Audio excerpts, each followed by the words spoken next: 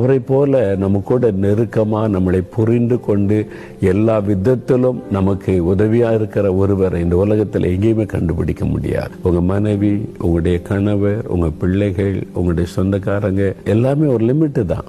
அதை தாண்டி வர முடியாது. ஆனா எல்லா லிமிட்டையும் தாண்டி நம்ம கூட ரொம்ப க்ளோஸா ஒருத்தர் இருக்கணுமானா இயேசு மட்டும்தான் முடியும். இயேசுவே சொல்றார், ஜீவனை கொடுக்கிற அன்பிலும் பெரிய அன்பு. நமக்காக யார் உயிர் கொடுத்தா?